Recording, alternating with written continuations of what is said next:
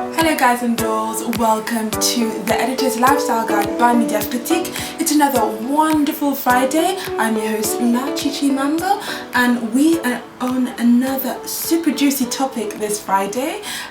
We will be discussing vaginas. Virgin vaginas are tighter than postpartum vaginas. Agree or not agree? Nigerian pussy is tighter, Ghanaian pussy is not. I don't know if you guys have watched that crazy video by Princess Valhalla or something of that sort. I'll put the link and her name in the description below. And the first thing that came to mind, I'm not going to lie, is what village is she from? The second thing that came to mind is about the concept of plastic surgery, vaginal rejuvenation, all types of vaginas. I don't know why I thought about this. I just saw the video, I thought it was hilarious. My cousin sent the link to me and I'm like, why is this woman singing about tight vaginas and how Nigerian pussy is the tightest with a little boy in her video, and just, I don't know.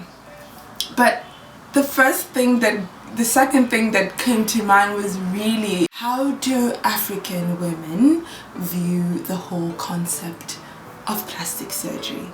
That is what our topic for today is going to be. Grab a pen, a paper, a little bit of tea, hunty, and let's get going.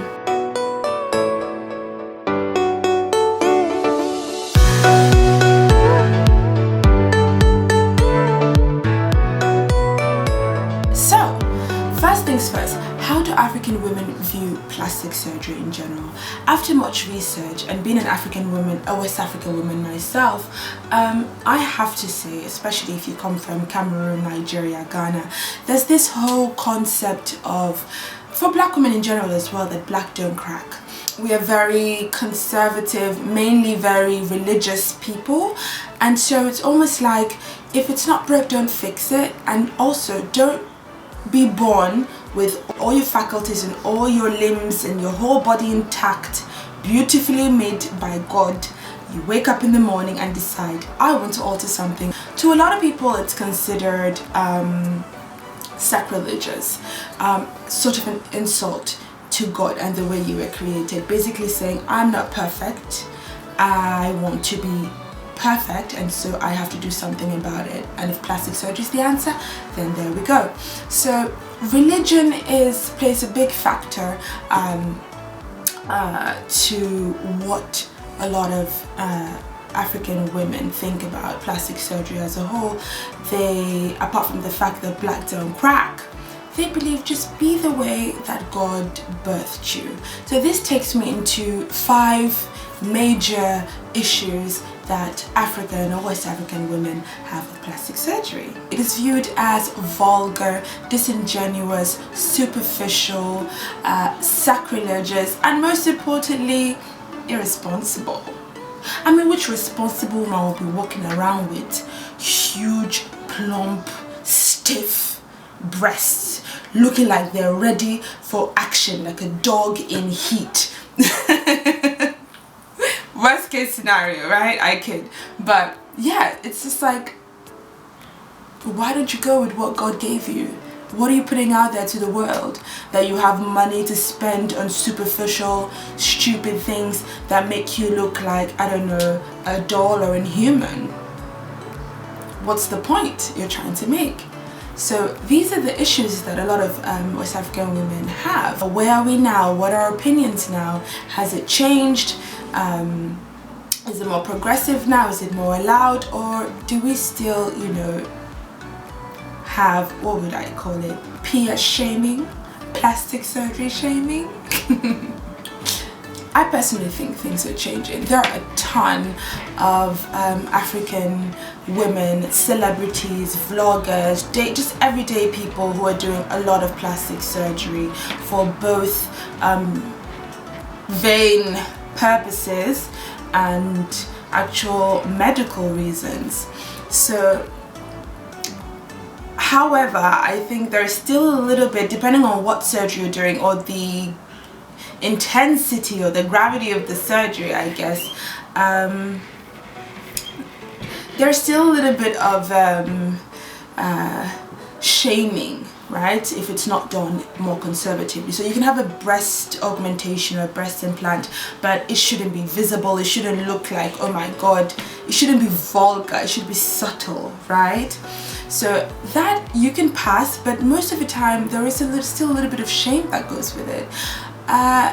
Let's talk about, you know, let's say 5 very popular type surgeries that most black women, most African women actually do have. So you have a rhinoplasty, which is instead of contouring the nose, you surgically contour the nose. So there's rhinoplasty, there are butt implants, there are breast augmentations, breast reductions, liposuction, fat transplant, you know, like probably taking fat from one side of the body, maybe your underarms or your arse or your thighs, and like, you know, putting it up to your boobs, or taking from your stomach and putting it into your arse, all that stuff, right? So that's very popular. Then you have the whole postpartum surgical operations like vaginal reconstruction, right? And your mommies out there, you can tell us, is postpartum pussy naturally tight, or do you need the little nip and tuck down there to get a little bit tighter? It's just a whole feminism thing as well with it, like, oh, you know, why do you have to enhance yourself under a knife?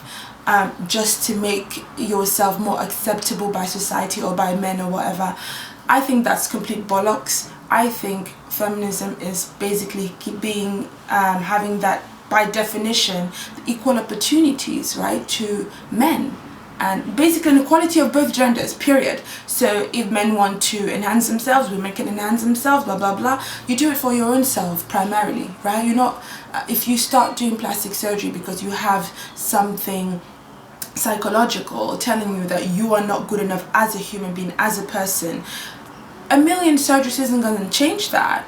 But if you know that you're just doing this to enhance, and you already love yourself, once you already love yourself, to be quite frank, so far as it's safe, so far as you're mentally okay, so far as people around you are not terribly negatively affected by it, and you're comfortable within your own skin, I'd say go ahead and do it if it's safe, right? So if you want to bleach your skin, if you want to tan your skin, if you want to wear makeup, if you want to cut your hair, if you want to grow your hair, if you want to perm your hair, if you want eyelashes or no eyelashes, it's really up to you, okay?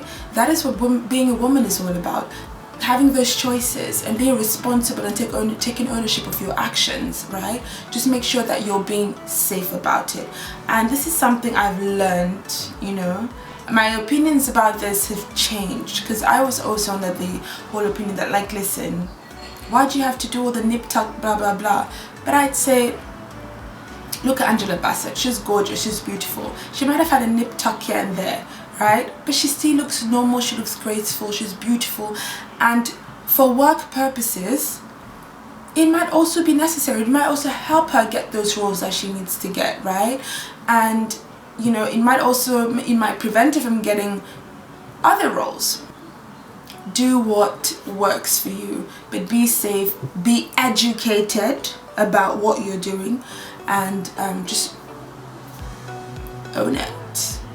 I think it's changing, and if you have an alternative opinion, please drop a comment and we can discuss it in another video perhaps, okay? Until next week, I'm your host Lachichi Mambo. Please don't forget to subscribe to our YouTube channel, and also don't forget to subscribe to mediafritique.com, okay? It's March Madness and we're gonna have a ton of fun stuff, wonderful articles and videos lined up for you.